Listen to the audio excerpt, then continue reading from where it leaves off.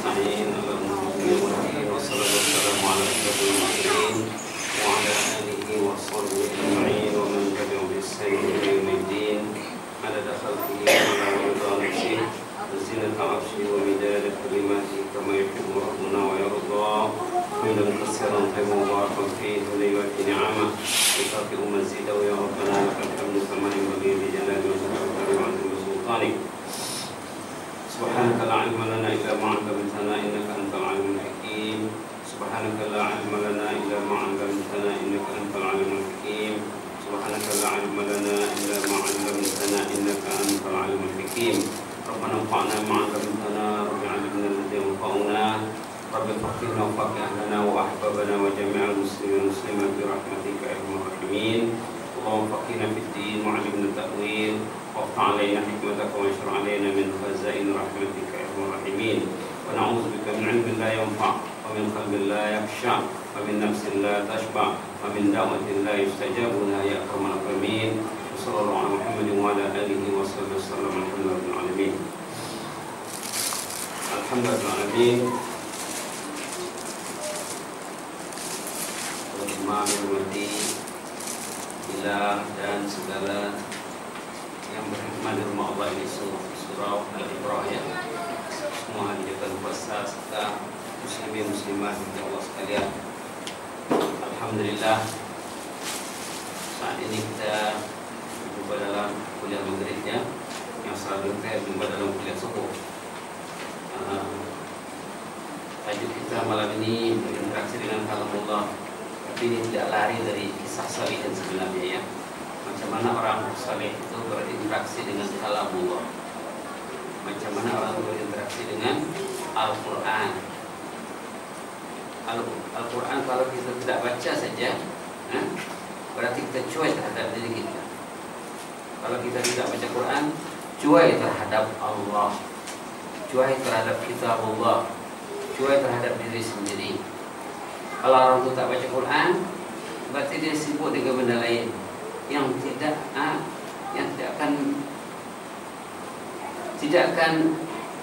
menyelamatkannya, begitulah.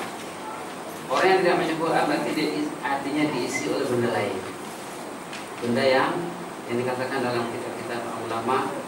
Ada yang mengatakan dia cakap angkabat, ada yang dikatakan awa'ih, artinya perintah. Orang yang tak baca Quran artinya dirintangi oleh benda-benda yang banyak. Jadi begitulah ya, berinteraksi dengan kalamullah.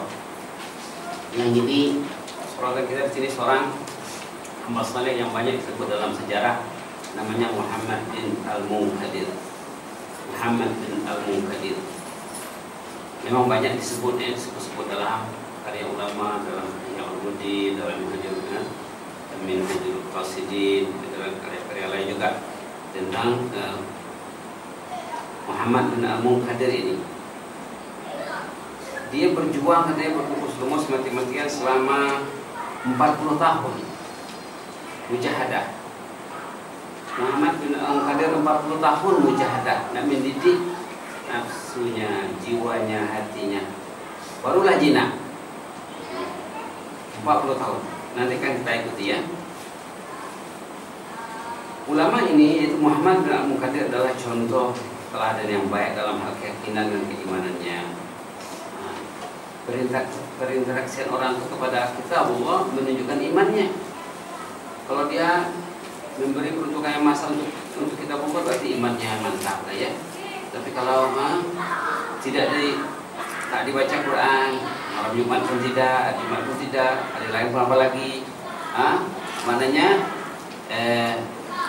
menurunkan keyakinan dan keimanan itu rapuh lah ya, rapuh. Dikatakan oleh Sufyan Ats-Tsauri memang mengakui kehebatan Muhammad bin Al-Munkadir. Sufyan Ats-Tsauri juga seorang ulama yang terkenal zaman dulu. Muhammad bin Al-Munkadir juga di antara barisan Al-Qurra. Qurra di sini dalam istilahnya orang yang mendalami Al-Quran lah ya. Kalau qurra kita sekarang orang yang karik-karik saja, belum tentu dia paham Al-Quran. Orang yang hafal Quran pun belum tentu dia paham Al-Quran. Kalau qurra zaman sekarang karik-karik, dia belum tentu paham Al-Quran. Tapi kalau qurra zaman dulu memang mendalami Al-Quran, menekuni dan mendalami Al-Quran. Di antara golongan yang tidak berupaya menyekat genangan air mata saat membaca hadis. Kalau baca hadis nangis. Ramai di antara orang saleh itu ya, bila baca hadis nangis, bila baca Quran apalagi ya, lebih-lebih lagi baca Quran, baca hadis Nabi saja nangis. Bahkan Imam Malik sendiri pernah juga berujar bahwa Muhammad bin Munkadir adalah penghulu qurra. Bukan saja qurra lagi, malahan ketua al-qurra. Masya Allah. Oleh itu amalan qiyamul lail beliau dan salat tahajudnya di antara pertanda kesalehan dan pertanda beliau itu orang yang diberi hidayah. Dia tidak dapat berpisah ya antara Quran dengan qiyamul lail. Tidak dapat dipisah. Dalam kehidupan yang saleh, kalau dia berqiyamul lail dia baca Quran. Kalau yang rajin baca Quran mesti qiyamul lail. Malah mereka membaca kadang-kadang berjuz-juz satu malam ya, semasa qiyamul lail. Dikisahkan Muhammad bin Al-Munkadir ini suatu malam salat tahajud. Ini kisahnya ya, bermula di sini macam mana dia berinteraksi dengan kalamullah. Pada suatu malam itu dia sembahyang tahajud. Kemudian dia coba menangis. Baca Quran, menangis tahajud. Suatu dia punya pasangan tuh ya. Orang tahajud tuh mesti dia baca Quran. Bila baca Quran mesti menangis. Kalau tak mau menangis, coba dulu menangis. Ini kan, dia coba menangis, dia coba-coba. Akhirnya beliau menangis. Imam Ghazali pun sebut dalam kitabnya, bacalah Quran itu dengan menangis, katanya. Imam Nawawi juga. Kalau tak boleh menangis, coba menangis dulu. Ada juga ulama mengatakan, kalau Anda tidak mau menangis baca Quran karena tak paham ataupun hati itu keras membatu, menangislah pasal tak mau menangis. Kata ulama, kita menangislah pasal tak mau menangis. Sebetulnya menangis, tapi bila tak menangis, menangislah. Teruklah awak itu katanya. Menangis, tangisilah diri awak. Ini kata ulama ya. Maka Muhammad bin Al-Munkadir mulai coba menangis, coba. Akhirnya menangis betul-betul. Bila menangis betul-betul,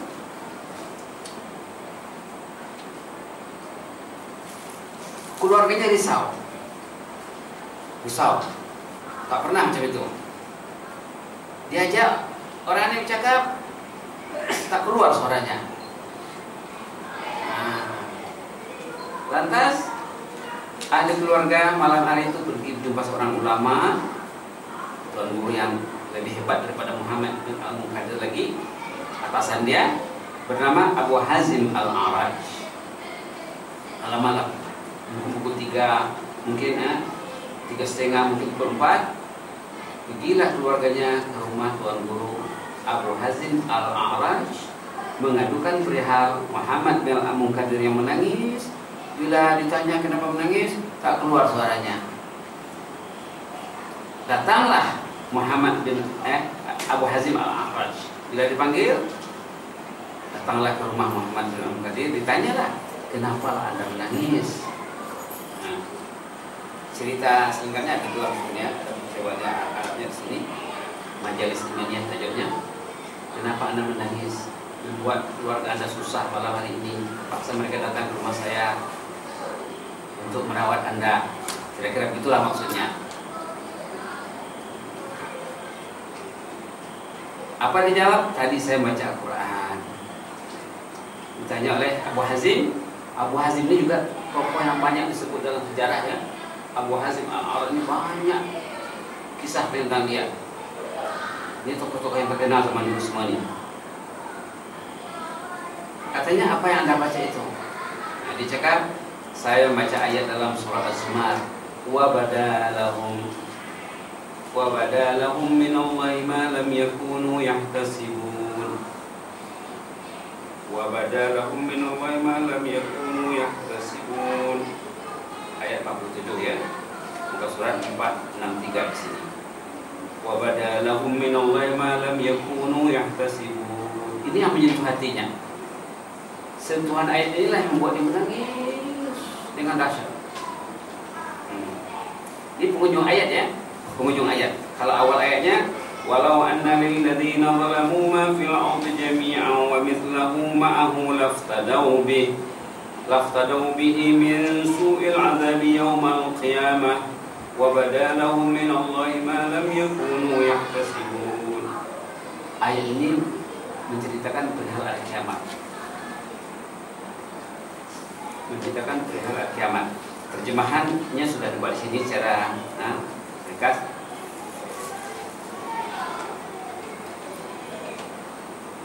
Kelak akan terlihatlah bagi mereka balasan Allah yang tidak pernah terlintas dalam pikirannya semasa hidup.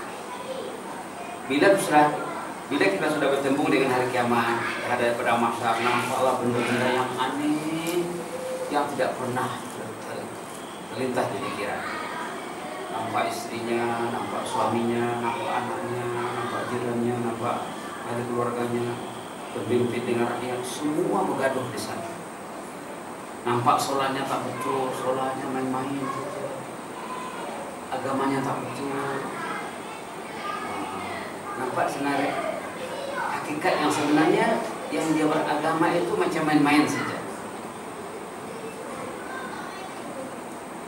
Islamnya main-main saja. Wabadalahum minallahi ma lam yakunu yahtasibun. Akan kelihatan di sana, akan nampak sana benda-benda yang tidak pernah terlintas selama ini. Itu maksud ayat. Jadi terbayang sama Muhammad bin Al-Muhadir bila nanti berada di kiamat, nampak benda-benda yang tak pernah terlintas, tak pernah dipikirkan. Rupanya amal itu banyak yang sia-sia, amal itu banyak yang betul, amal ibadah itu banyak yang terhapus, yang terdelete, yang terhebat. Habis untuk bayar hutang sama orang saja, pahala sholatnya habis untuk bayar hutang, pahala puasanya, ibadahnya habis untuk bayar hutang. Dikatakan si muflis ya, si muflis. Kita dah selalu dengar hadis tentang muflis ini ya. Rasulullah SAW pernah menanya sahabat, tahu kamu siapa si muflis itu? Kata Rasulullah kepada sahabat, kata sahabat, si muflis itu orang yang duitnya sedikit, hutangnya banyak. Kata sahabat, kata Rasulullah, bukan itu maksud saya. Bukan masalah hutang piutang ini, masalah apa? Masalah uang. Kata Rasulullah, si muflis ini orang yang rajin sembahyang, rajin bersurau. Mungkin dia jadi ahli jabatan kuasa di surau, tapi dia tak jaga akhlaknya, tak jaga tutur katanya, tak jaga perangainya, banyak merugikan orang dan merugi diri sendiri. Akhirnya semua orang yang dirugikan itu dibayarnya nanti dengan puasanya, dengan sholatnya, dengan ibadahnya. Banyak sangat utangnya, pahalanya sudah habis untuk bayar, tidak ada lah, utang masih banyak. Pasal dosa orang itu ditimpakan di atasnya. Kata Rasulullah, itu yang dikatakan si muflis. Ini akan berlaku. Ini akan berlaku. Subhanallah. Dalam kitab Hikam ada disebut apa tanda orang muflis. Nah, tahu kita muflis atau tak muflis, apa tandanya? Ada sebut dalam kitab Hikam. Katanya al-istinas bin nas min alamatil iflas. Ini istilahnya, istilah ulama-ulama. Al-istinas bin nasi min alamatil iflas. Tanda orang itu muflis, dia suka cakap dengan orang, tak suka cakap dengan Quran. Mungkin dia suka duduk depan dia elektronik, suka pegang handphone, suka pegang laptop, iPad dan lain sebagainya, tapi tak mau pegang Quran. Itu muflis lah nanti itu. Karena bila dia pegang handphone, nampak benda-benda yang tak patut dia tengok, baca benda yang tak patut baca. Akhirnya imannya kurang-kurang sikit, ibadahnya berkurang, akhirnya muflis. Bila dia solat tak khusyuk, karena teringat yang dia tengok tadi, teringat yang dia baca tadi. Solat tak khusyuk tadi kira, yang dikira dalam solat itu khusyuknya setakat mana dia khusyuk dalam solat itu yang diambil. Yang tak khusyuk tak diambil. kira-kira kualiti sholat macam mana? Kalau kita baca ayat tentang sholat khusyuk dalam Qurannya, ayat surah Al-Mu'minun, A'udzubillahi minasyaitonir rajim. Qad aflahal mu'minun alladzina hum fi salatihim khashi'un walladzina hum 'anil lagwi mu'ridun. Tengok ya. Juz 18 surah Al-Mu'minun. Beruntunglah orang yang khusyuk salatnya. Qad aflahal mu'minun. Beruntunglah si mukmin yang saat salat dia khusyuk. Apa sifatnya? Alladzina hum 'anil lagwi mu'ridun. Orang yang berpaling daripada benda yang sia-sia. Tak mau benda yang sia-sia. Nak guna handphone pun benda yang berguna. Nak guna laptop, cari benda yang berguna. Alladzina hum 'anil lagwi walladzina hum 'anil lagwi mu'ridun. Orang yang khusyuk salatnya orang yang tidak mau benda yang sia-sia, yang tak guna. Yang dicarinya benda yang bermanfaat saja. Bila benda tak guna, dia tak mau. Ini sifat pertama orang khusyuk dalam surah Al-Mu'minun.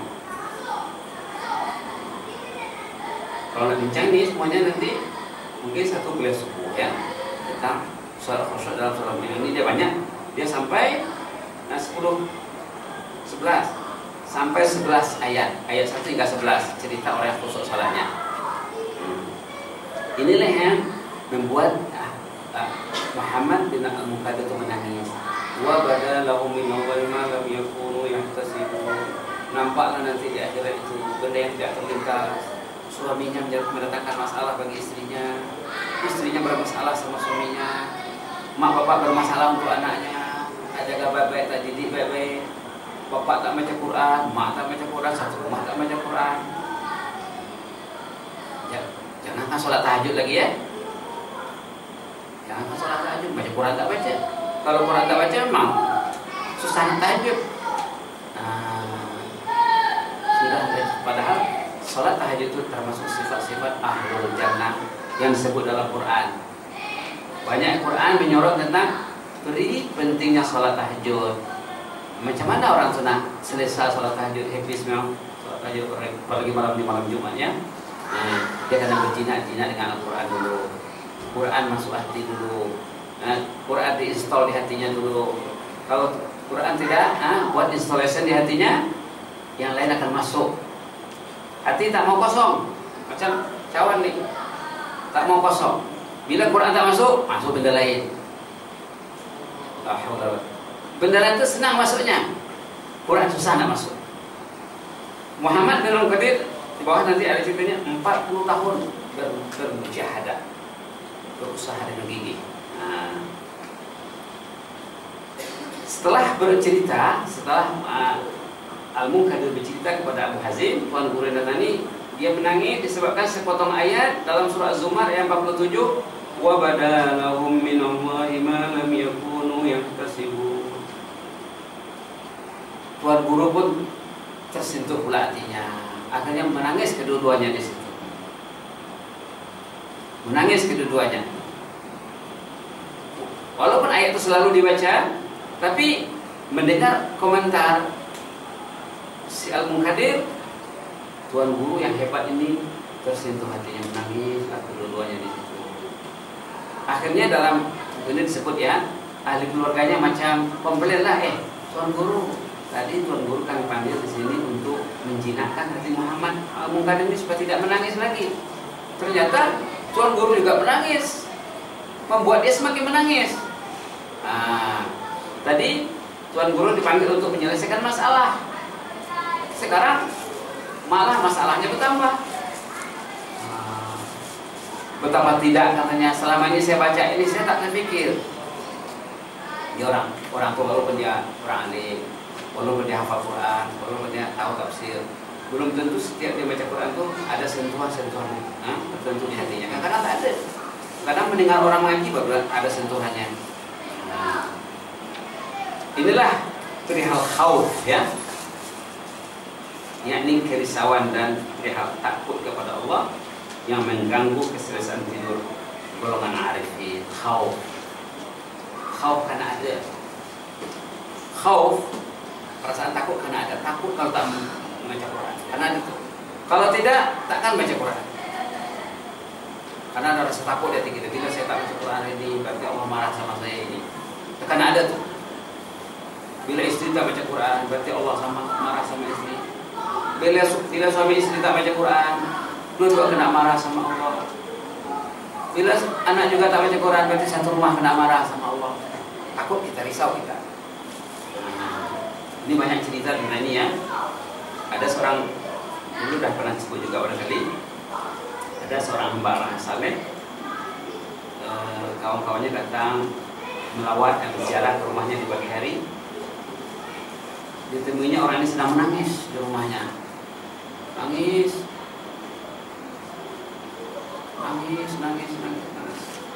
Ditanya oleh orang datang lawat, kenapa Anda menangis? Adakah Anda mendengar berita keluarga bahwa ada ahli keluarga yang baru meninggal, lalu Anda sedih dan menangis? Dia cakap, tidak ada keluarga yang meninggal. Tapi kesedihan saya ini lebih daripada kematian seorang yang paling disayang dalam hidup. Jadi apa rupanya masalah Anda? Adakah Anda sakit? Mengalami suatu penyakit yang orang lain tak tahu, hanya Anda saja yang tahu? Kesakitan yang saya alami ini lebih sakit daripada sakit yang paling teruk. Jadi apa rupanya? Tadi malam saya tak baca Quran. Saya biasa baca Quran tiap malam. Lalu tadi malam saya tak baca Quran. Sedihnya saya ini. Saya terusir dari rahmat Allah. Saya terdinding dari rahmat Allah. Kenapa saya terdinding? Mungkin ada pernah saya buat dosa, lalu Allah marah sama saya. Saya terpencil, saya tersingkir dari rahmat Allah. Ini buat saya menangis ini. Cerita orang saleh ya. Misalnya ada khauf, takut. Kalau dia hari ini tak baca Quran tak takut, besok lagi tak takut, seminggu tak takut, sebulan takut. Itu orang itu ditakuti, jauh dari rahmat Allah. Sembahyangnya pun takkan khusyuk. Ibadahnya ibadat kulit saja. Kulit yang tak diisi. Itu apa kulit? Orang kasih rambut satu keranjang, tapi kulitnya saja. Itu apa? Kasih durian sebakul, kulitnya saja. Itu apa? Dia isi yang paling penting. Ya kulit mau perlu juga lah. Formality sholat itu perlu, tapi kualitinya sangat perlu lagi. Khauf.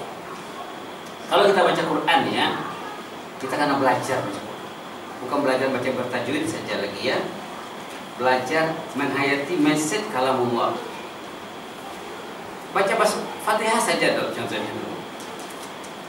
A'udzubillahi minasyaitonir rajim, itu Al-Qur'an ya. Bismillahirrahmanirrahim. Ada terasa tak sentuhan basmalah itu di hati kita? Bismillahirrahmanirrahim. Dengan nama Allah yang bersifat Rahman dan Rahim. Tahu tak kita Rahman Rahim Allah itu macam mana? Kita kan belajar sedikit, barulah tahu kita sentuhan basmalah itu di hati kita.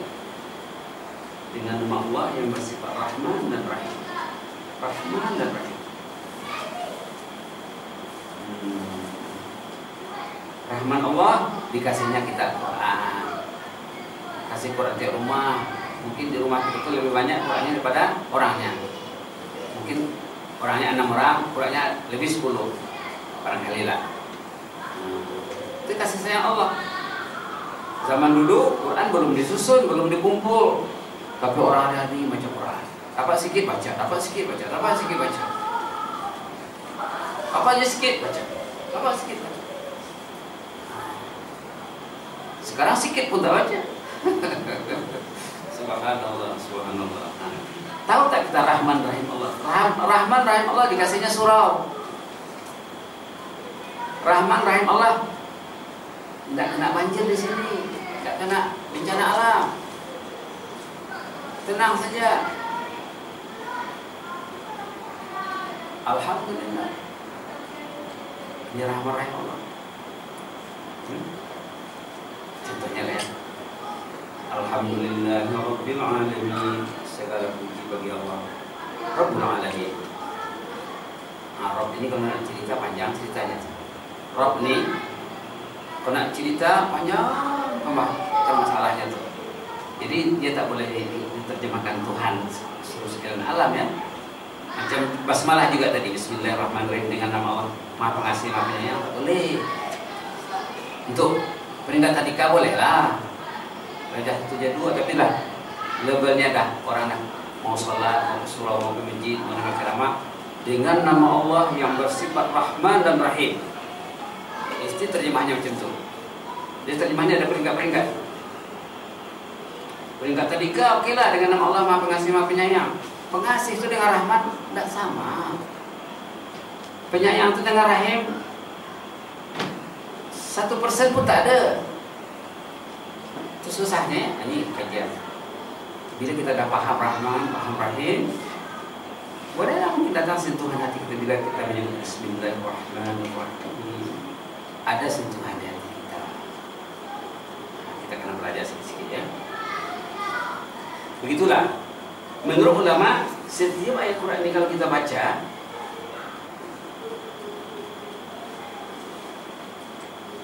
dia pada umumnya dua mesti yang dibawanya. Pertama, khauf, menimbulkan rasa takut dan gerut. Yang kedua, raja, harap. Khauf itu kerana negatif, raja itu positif. Negatif itu maknanya bukan tak perlu. Negatif di sini bukan benda tak perlu. Negatif di sini perlu takut. Kalau tak takut itulah satu hari tak baca Quran tak apa, 2 hari tak apa, seminggu tak apa. Itu tak takut berarti. Tak datang ke surau pun tak apa. Tak pergi sembahyang ke surau pun tak apa. Tak takut. Tak jadi. Tak boleh. Jadi kita kena risau. Bila kita tak mau datang ke surau, tak peka terhadap azan, tak ambil berat tentang azan, berarti dia terhina di sisi Allah Subhanahu wa taala. Orang yang mulia di sisi Allah mesti dipanggil Allah datang ke rumahnya. Allah memanggil kita datang ke rumahnya dengan pembesar suara. Allahu Akbar, Allahu Akbar. Ini dakwah. Allahumma rabba hazihi dakwah. Dakwah itu panggilan, himbauan, seruan. Kita disuruh datang ke rumahnya, tak datang. Berarti tak perlu orang itu bagi Allah. Tak perlu. Hina lah. Hina. Kita kena takut. Bila kita terlambat saja, itu cerita orang saleh dulu ya. Bila ada yang terlambat datang salat berjamaah, nanti orang takziah datang ke rumahnya. Takziah macam dia tu meninggal, macam tu kena musibah, macam dia kena bencana. Bukan bencana alam ya, bencana iman, bencana terusir dari rahmat Allah. Ini bencana yang paling besar. Karena ada khauf. Inilah perihal khauf dan kerisauan perihal orang yang takut kepada Allah yang mengganggu keselesaan tidur golongan arifin. Mereka tak enak tidurnya kalau malam itu dia tidak baca Quran sebelum tidur. Tak selesa tidurnya kalau dia tidak bangun di malam hari. Merangsang mata mereka berjaga pada malam hari, bertanggang mata berjaga malam ya. Meskipun mereka banyak beribadat dan mereka sangat hampir kepada Allah, namun mereka itu masih lagi mungkin tidurnya sejam, 2 jam, 3 jam saja di malam hari. Orang dulu kalau mau tidur dia berdoa kepada Allah supaya tidur sedikit. Bukan dia berdoa Allah Bismillahirrahmanirrahim ahya wa amut, bukan itu saja doanya. Mereka berdoa lagi Allahumma shfini bil qalil minan naum warzuqni umran tawilan fi ta'atik. Ya Allah bagilah aku peluang tidur sedikit, jadilah tapi puas, badan sehat. Tak minta tidur banyak. Kalau dia boleh tidur 3 jam, dia tak minta 4 jam. Mungkinlah di siang hari dia di kawal balik ya, dia tidur siang boleh jadilah. Yang penting di antara doa yang saleh zaman dulu, bila dia nak tidur, ya Allah bagilah saya peluang tidur sedikit, jadilah tapi badan saya sehat dan saya selesa beramal. Allah marzuqni apa tadi? Allah mashfini bil qalil minan naum warzuqni umran tawilan fi ta'atik. Ya Allah bagilah saya peluang tidur sedikit badan sehat, puas, dan saya diberi usia yang panjang dalam berbuat taat. Para salihin berjaga malam merawat diri mereka dengan sholat dan Al-Quran. Merawat, terapi diri sendiri dengan Al-Quran, dengan sholat. Subhanallah. Dan berdoa juga ya, sehingga nafsu dan diri mereka berada pada garis istiqamah, mustaqim. Ihdinas siratal mustaqim. Nama istiqamahkan hidup itu perlu kepada salat yang betul, perlu kepada bacaan Quran yang berkualiti. Baca-baca saja belum lagi itu, tapi bolehlah dulu. Peringkat banyak membaca dulu, bolehlah. Jangan tak baca ya. Oleh itu jika diri mereka menggesa perkara yang baik, kalau teringat dia nak buat baik, niscaya nafsu dan keinginannya akan segera tunduk dan patuh. Teringat nak bangun tahajud, dia bangun.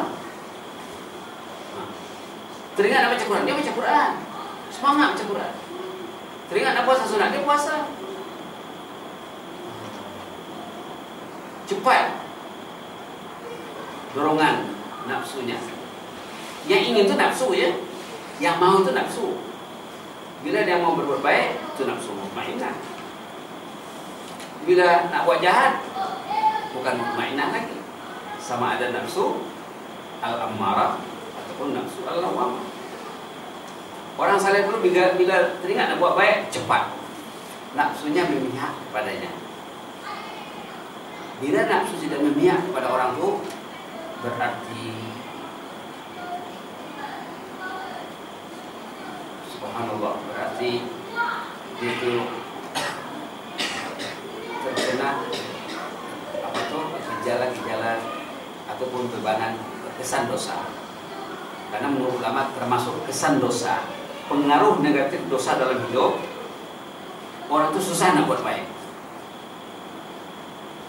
susah nak buat, susah nak ke masjid, susah nak bersurau, susah nak dengar ceramah, susah nak mengaji, susah nak berzikir, susah nak berselawat.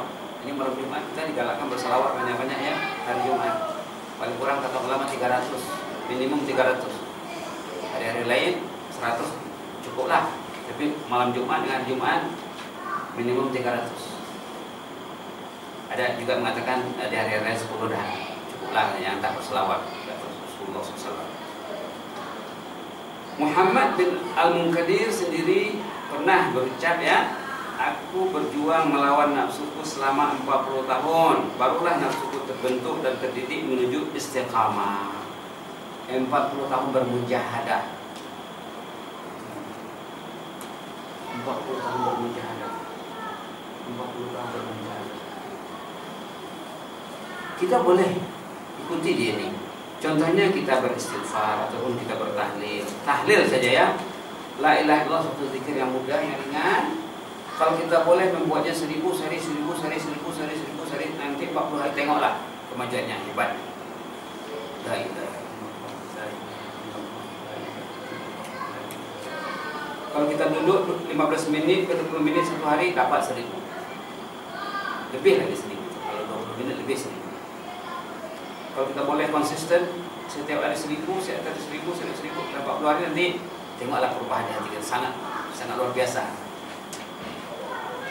Baru la ilaha illallah ya. Dah tekun nanti dengan la ilaha barulah menjinakkan diri dengan Al-Quran. Jinakkan diri dengan Al-Quran. Al-Quran ini sebaik-baiknya sejus hari dulu. Dah biasa tuh. Tengok nanti sebulan 2 bulan hasilnya macam mana. Mesti hebat. Muhammad bin Al-Munkadir bukan setahun 2 tahun, bukan 10 tahun, 20 tahun, 40 tahun dia cakap dia bermujahadah.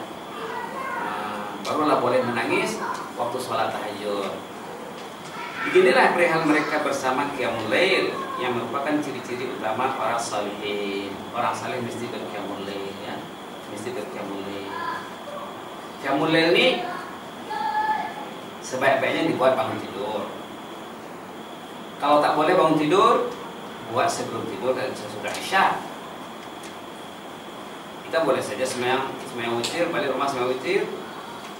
Nak buat sekaligus 11, takut nanti tak terbangun, kita buat sebelum tidur. Ramai sahabat yang buatnya tuh, tapi sebaiknya bangun tidur. Kalau tak mau juga, time tak ada kelas, boleh buat antara maghrib dengan isya. Kita sembahyang sunat lah. Tapi bukan witir namanya ya. Witir itu lepas isya orang katakan witir. Sembahyanglah kita sebelum balik. Kalau kita duduk di rumah, terutama musliman ya, coba sembahyang antara maghrib dan isya, setengah jam kah, 40 menit kah, berapakah, tahan tak? Kalau tahan coba dulu. Yang buat benda lain. Antara maghrib dan isya kita menterbiah diri kita bersama Al-Quran, bersama salat, bersama istighfar, bersama tahlil tadi.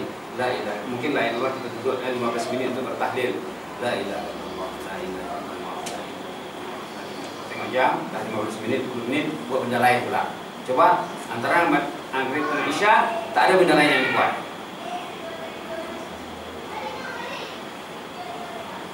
Itu qiyamul lail juga namanya. Qiyamul lail juga. Qiyamul lail itu yang menghidupkan malam dengan ibadah.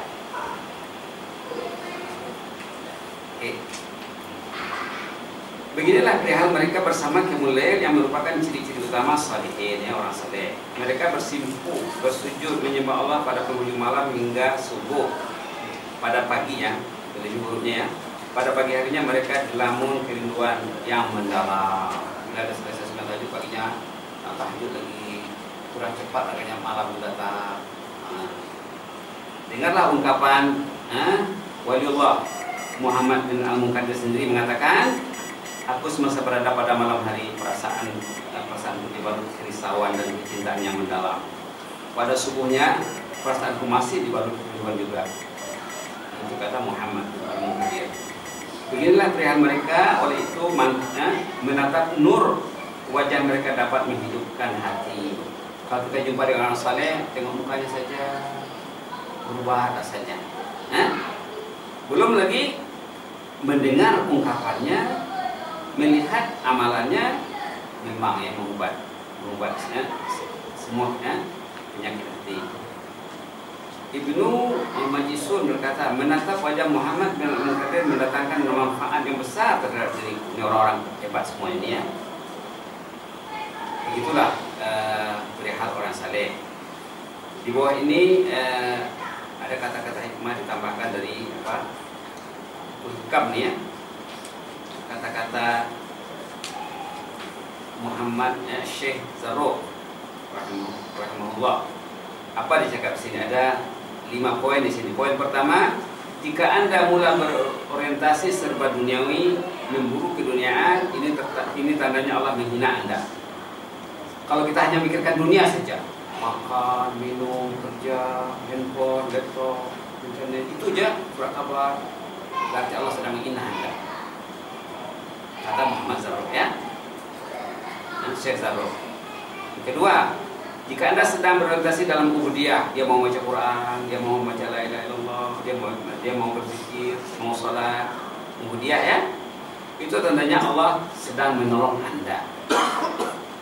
Balik rumah baca Quran, mau baca surah Kahfi, mau baca Yasin, berarti Allah sedang menolong Anda. Saya dari rumah ke sini kereta baca Kahfi, sebelum sampai ke surau udah tamat dah, alhamdulillah. Habis Kahfi, selesai. Kadang malam baca lagi, besok baca lagi, kadang 2 kali, kadang 3 kali ya, malam Jumat dan Jumat baca Kahfi. Bisa saya bawa itu. Bagus kalau kita nanti sembahyang tahajud, buka surah Kahfi, pakai Quran saja kalau tak hafal ya. Takkan Quran depan. Ini buka surah ini 1 rakaat, ini 1 rakaat, kemudian kita salam, kemudian bangkit lagi baca lagi. Ini buka ini 1 rakaat. Habis Kahfi nanti dah 10 rakaat, tinggal 1 rakaat saja witir. Coba amalkan begitu. Ataupun pegang handphone ya, handphone boleh, tapi jangan jaga gerakan tangannya. Yang ketiga, jika Anda sedang sibuk dengan urusan sesama manusia, mengurus anak istri, keluarga, sampai lupa kepada Allah, sampai masjid tak sempat, surau tak sempat, menguruskan anak ya.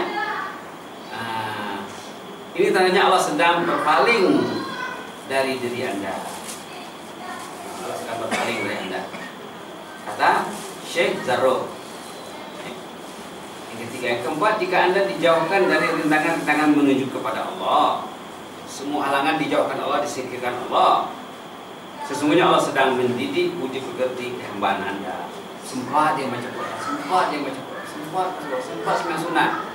Semua urusan dimudahkan Allah. Settingnya sangat bagus. Tidak pernah bercanggah dengan urusan lain. Nah, datang ke surah tidak pernah bercanggah. Kalau banyak percanggahan, bertembungan ini, banyak pertembungan itu, hati-hatilah. Berarti Allah tidak mengurus kita. Terlalu banyak pertembungannya.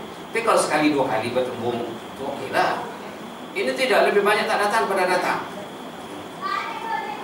Dalam seminggu sehari oke, 10 hari sehari oke, sebulan sehari oke. Ini.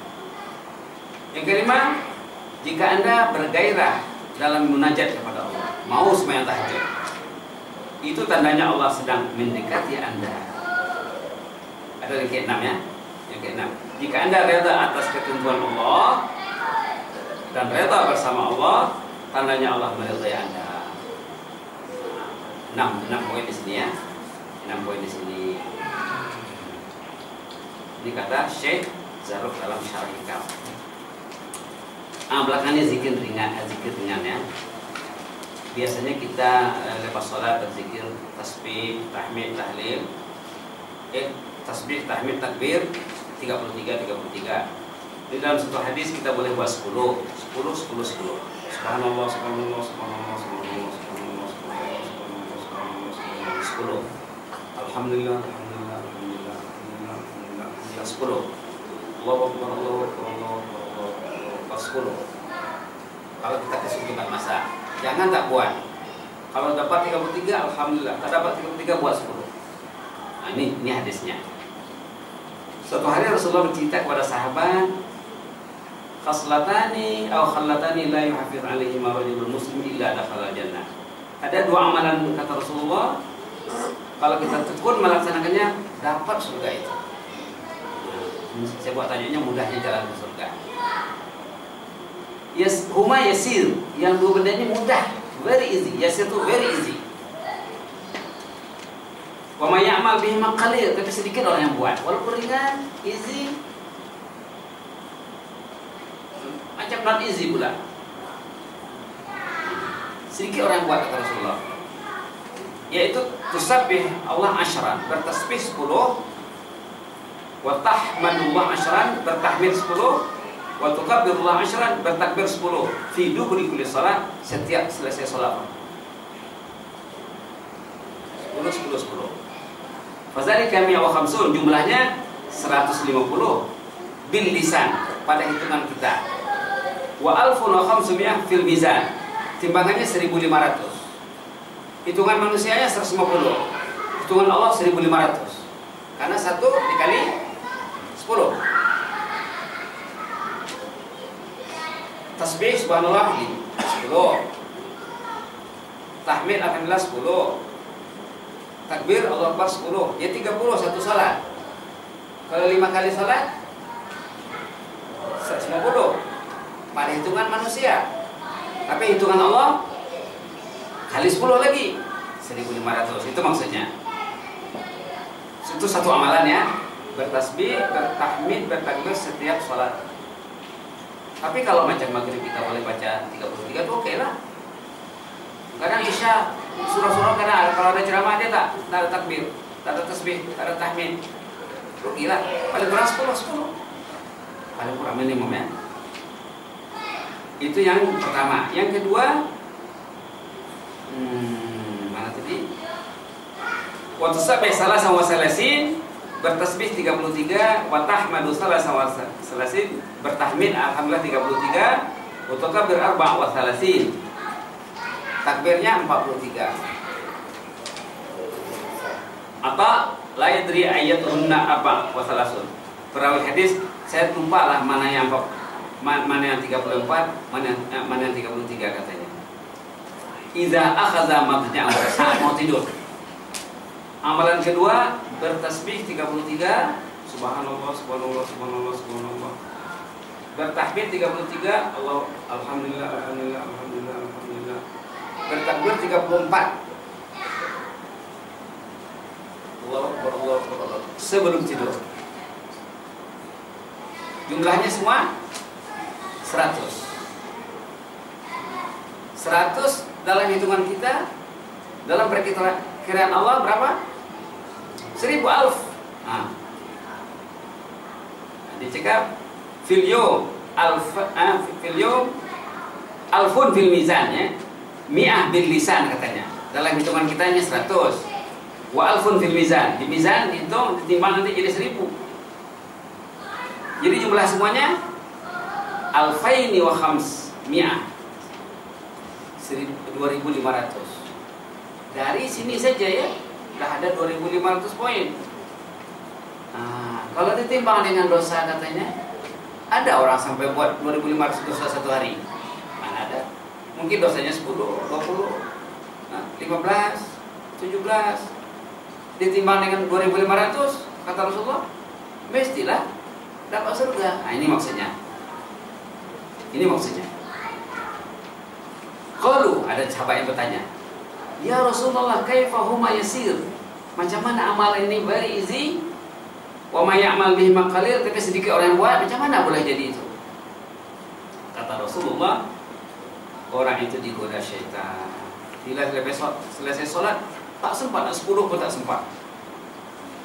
Padahal sambil jalan pun boleh ya, sambil drive pun boleh. Hanya zikir-zikir macam ini boleh buat sambil jalan.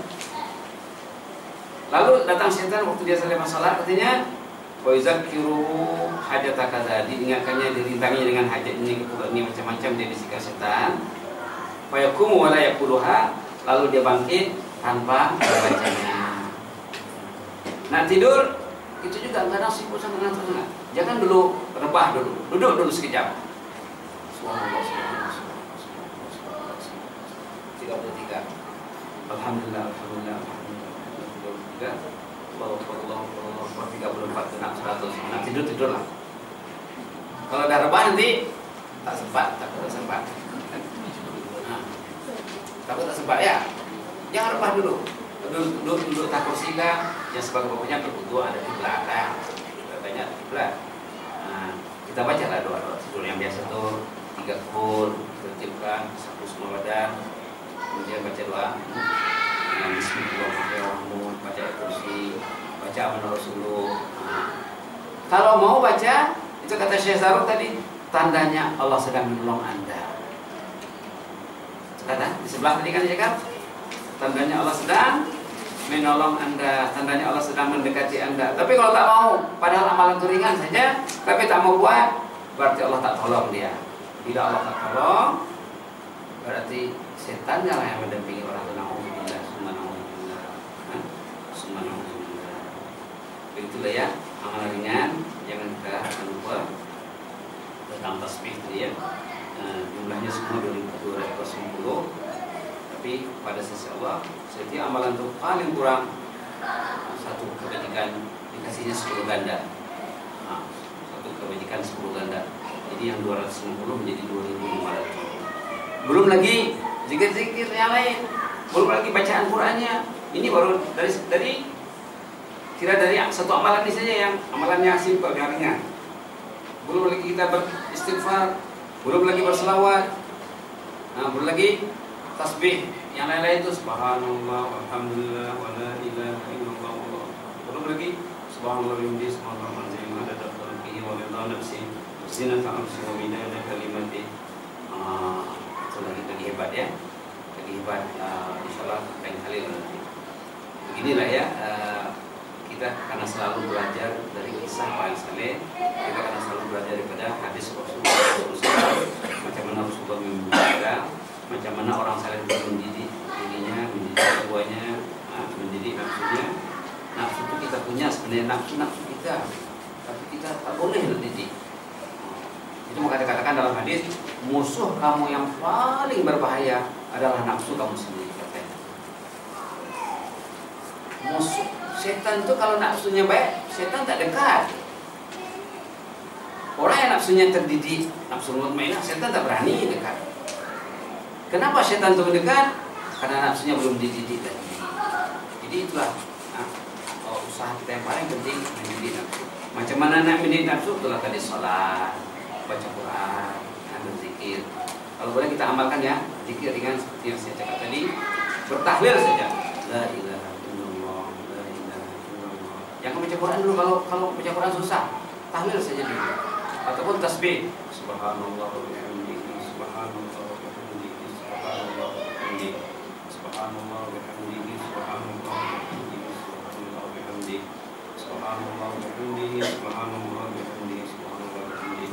Dalam hadis sahih, kalau kita baca itu 100 satu hari, 100 satu hari, 100 satu hari, Allah akan mengampunkan dosa kita walaupun sebanyak 2 tahun.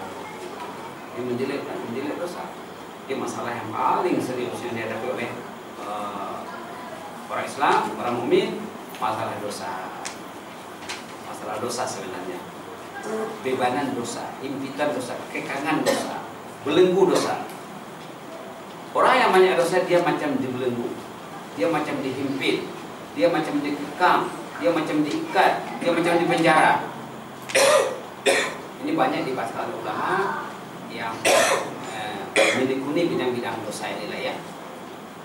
Lidahnya terbelenggu, tak mau baca Quran. Bila dia tidur susah nak bangkit, macam dia terikat, terbelenggu. Tak boleh nak bangkit. Zaman dulu pun sahabat mengadu kepada Imam Hasan Basri. Jemaah zaman itu, bukan sahabat Nabi ya. Sahabat Imam Hasan Basri mengadu kepada beliau. Wah Imam, kami dah siap ayat nak sembilan tahun, nak bangun awal, tapi tak mau bangun. Tak mau bangun. Kenapa tu? Kata Imam Hasan Basri, kamu dibelenggu dosa yang banyak. Orang dulu nak tidur kan siapkan air. Kita tak payah masuk bilik air saja buka. Tak ada airnya. Dulu disiapkan, sediakan. Tapi kata jemaah, kenapa tak mau bangun? Kata Imam Hasan Basri, qayyadatkum khatayakum. Kamu dibelenggu dosa yang banyak. Inilah kerja kita. Kalau kita sudah dapat kemanisan berzikir kepada Allah, insya Allah Allah Ta'ala akan tolong kita. Dia cakap sini kan? Kita cakap oleh Syekh Zarur tadi di sini. Apa kata di sini tadi?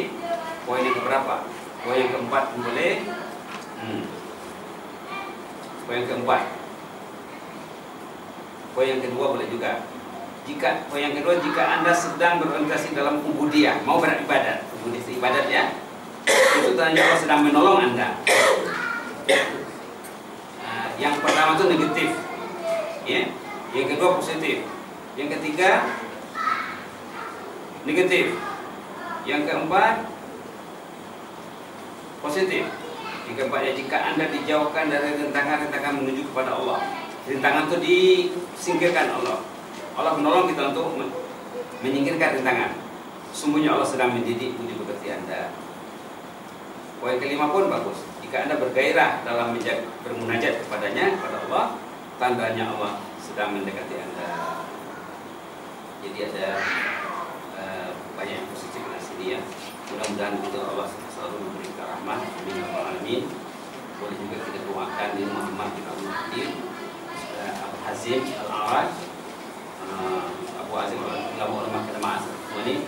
Kita dah kenal nama mereka, kita tahu serba sedikit setidaknya. Kita doakan mereka supaya kita semakin mendapat barakah dari mereka ini ya. Kita yang lain juga, sama ada guru yang masih hidup atau yang sudah meninggal, sama ada dari rantau belajar dari mana saja. Kalau kita doakan mereka, kita akan mendapat keberkatan mereka semuanya. Amin ya rabbal alamin.